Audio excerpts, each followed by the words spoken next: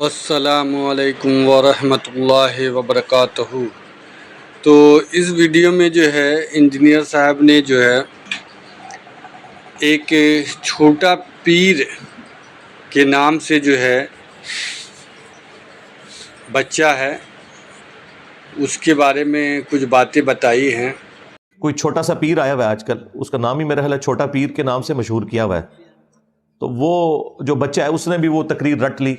بس یہ بچے اسی طرح کے ہیں، اس سے زیادہ شیاطین بچے ہم ہوا کرتے تھے جب ہمارے استاد ہمیں قرآن و سنت کے خلاف تعلیمات دیا کرتے تھے، کیونکہ وہ بھی کیا دن تھے، ہم بھی ایک جن تھے۔ آج ہم دیو ہیں، جنوں کے بھی پیو ہیں، ہم بھی بریلوی رہے ہیں 31 سال تک۔ یہ ساری شیطنت، یہ سارے غلیظ عقیدے اور رسول اللہ صلی اللہ علیہ وآلہ وسلم کی محبت کو ایکسپلائٹ کر کے شرکی عقیدے امت کو سکھانا، اور پھر اسے رنگ یہ دینا کہ جو ان عقیدوں کو نہیں مانے گا وہ گستاخ رسول ہوگا۔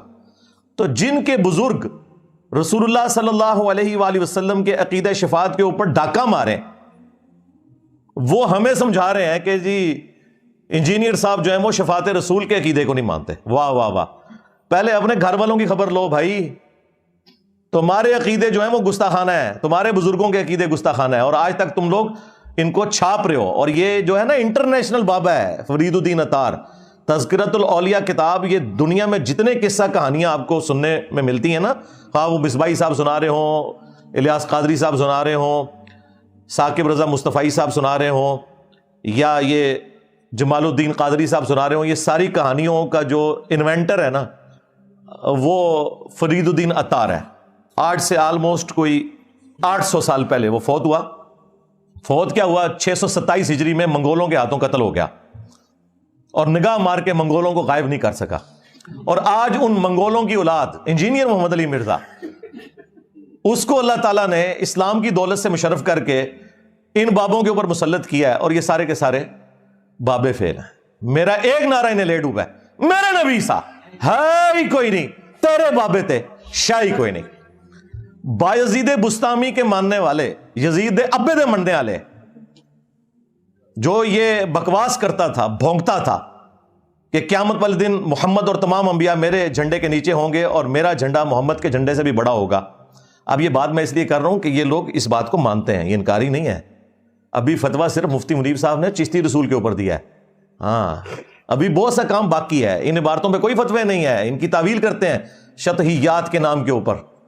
خیر میں اس کو کافی دفعہ ٹاپک میں ڈسکس کر چکا ہوں، آج میرا وہ ٹاپک نہیں ہے۔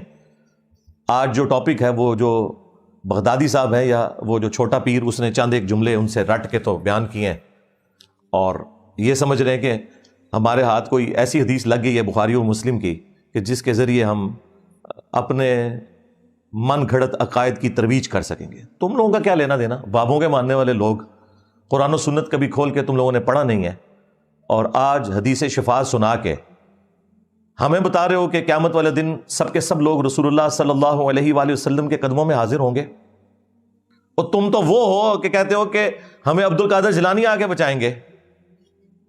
اسی بغدادی نے کہا تھا نا، چھڑ دو وش عبد القادر پہ گیا جائے۔ ہاں، دوسری طرف یہی آپ کو وہ حدیث شفاعت سنا رہا ہے۔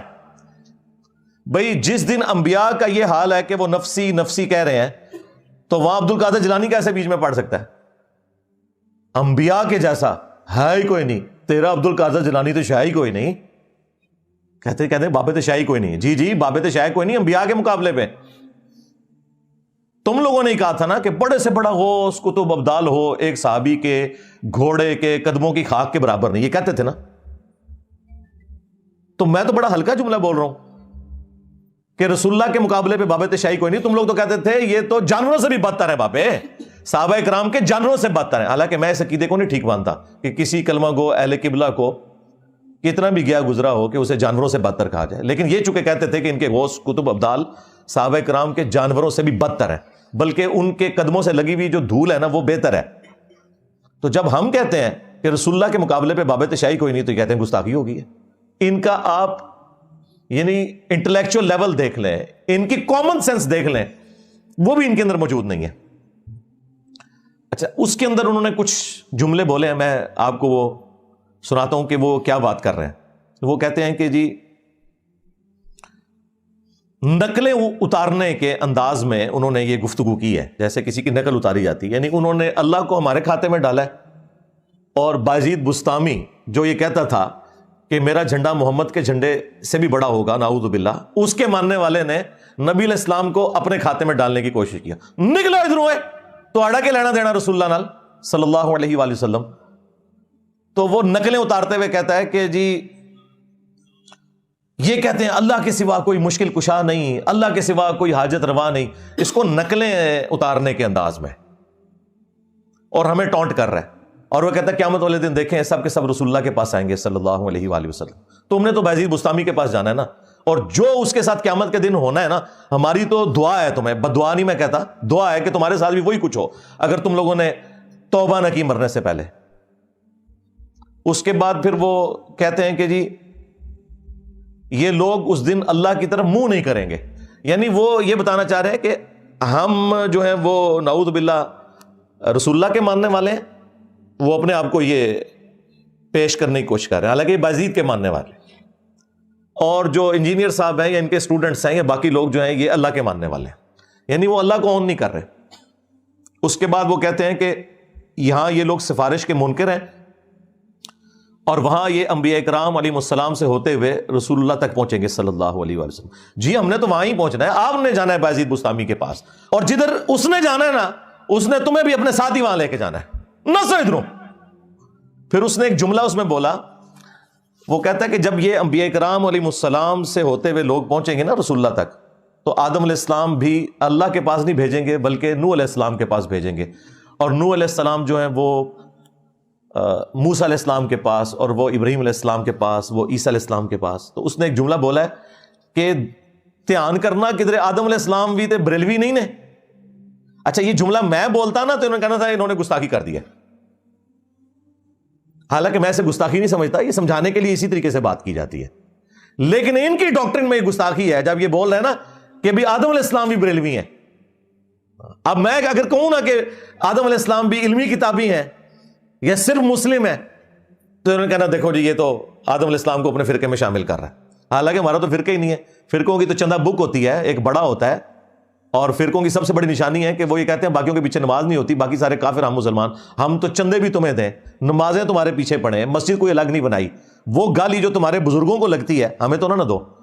اب اس غم کو تو میں ختم نہیں کر سکتا کہ تمہارے بزرگ یہ سارا گند کر کے گئے، ایک دوسرے کو کافر کہہ کے گئے، ایک دوسرے سے اپنی مسجدیں الگ کر کے گئے، چندہ بک الگ کر کے گئے، یہ ساری گندگی اگر میرے اندر نہیں ہے تو تمہیں اس بات کا غم کیوں نہیں جا رہا؟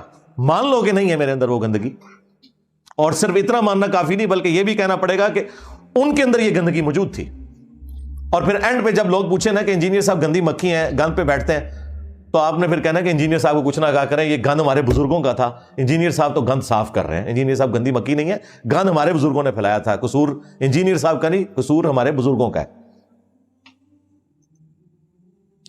اور آخری جملہ انہوں نے اس میں یہ بولا کہ جب لوگ عیسیٰ علیہ السلام کے پاس پہنچیں گے نا تو عیسیٰ علیہ السلام کہیں گے کہ میں آج اس شخص کو جانتا ہوں جس کے ہاتھوں پر شفاعت کا دروازہ کھلے گا، تم محمد رسول اللہ صلی اللہ علیہ وآلہ وسلم کے پاس چلے جاؤ۔ اس پہ پتہ انہوں نے کیا بولا ہے کہ وہ عیسیٰ علیہ السلام ہوں گے، جیل میں نہیں ہوں گے، یعنی میرا وہ کہہ رہا ہے کہ وہ عیسیٰ علیہ السلام ہوں گے، وہ انجینئر نہیں ہوگا۔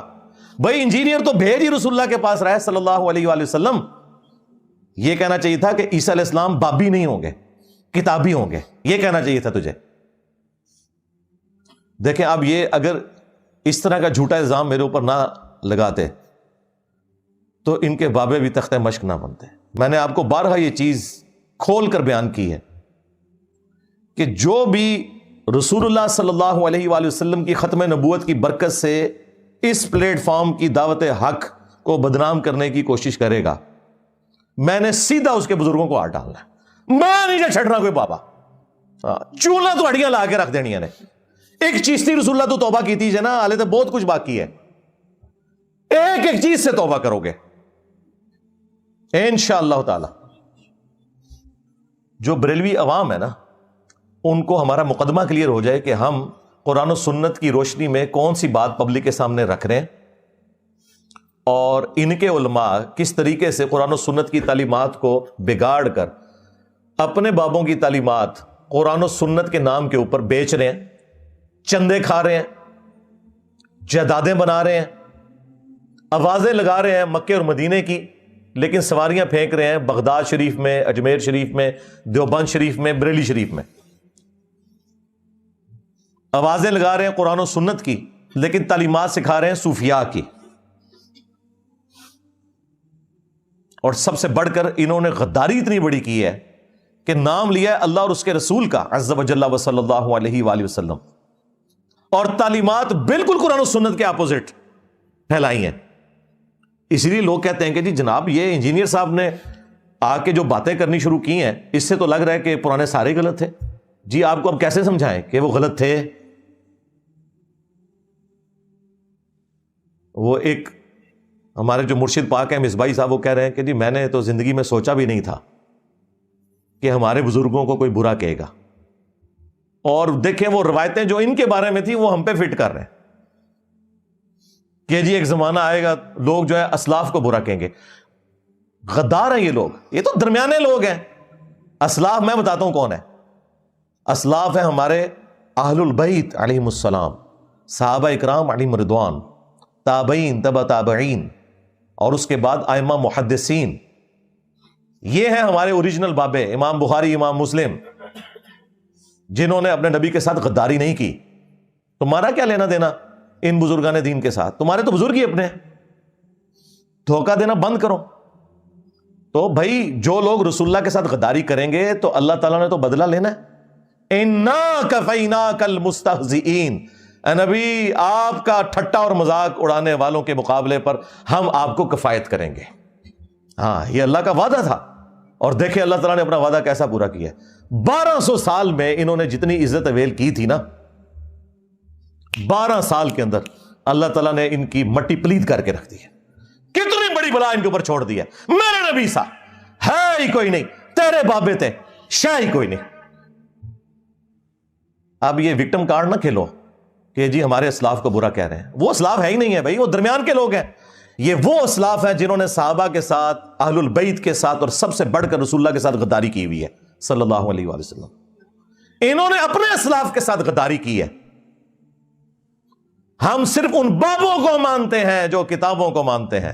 جو کتابوں کے غدار ہیں ان بابوں کے لیے کوئی عزت نہیں ہے۔ اور یہ جو اکثر لوگ کہتے ہیں نا جی وہ انجینئر صاحب دیکھیں قرآن پاک میں ہے کہ لوگوں کے جھوٹے خداؤں کو برا نہ کہو کہ وہ تمہارے سچے خدا کو برا کہیں گے، تو آپ ذرا ان کے بابوں کے اوپر ہاتھ ہولا رکھا کریں۔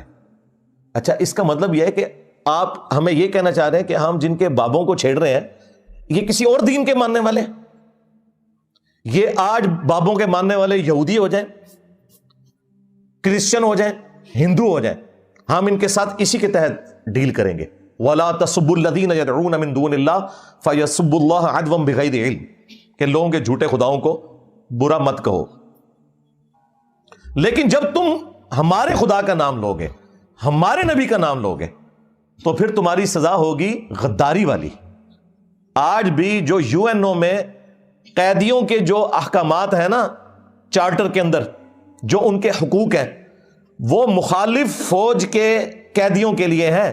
اپنی فوج کا کوئی شخص غداری کرے تو اس کی سزا سیدھی سیدھی قتل ہے۔ اس طریقے سے کافروں کے ساتھ ڈیلنگ ڈیفرنٹ ہے، ان کے لیے یہی آیت ہے، یہ کافروں کے بارے میں آیت ہے کہ لوگوں کے جھوٹے خداؤں کو برا نہ کہو۔ تم تو مسلمان ہونے کے دعوے دار تھے، اس کا مطلب ہے تم خود ہی کہتے ہو کہ ہم کسی دوسرے مذہب کے ماننے والے ہیں، ٹھیک ہے نکل جاؤ، پھر ختم ہوگی بات۔ لیکن اگر تم کہو کہ ہم مسلمان ہیں تو بھئی مسلمان جو ہوگا پھر وہ اللہ اور اس کے رسول کے ساتھ غداری نہیں کر سکتا عز و جل و صلی اللہ علیہ وآلہ وسلم۔ پھر غداروں کے لیے سیدنا عمر کی تلوار ہے اور انجینئر صاحب کی زبان ہے۔ اللہ کا شکر کرو کہ حضرت عمر نہیں ہے، ورنہ قبریں اکھڑواتے تمہارے بزرگوں کی، جنہوں نے اپنے ناموں کے کلمے پڑھائے، جنہوں نے رسول اللہ کی شان میں گستاخیاں کی۔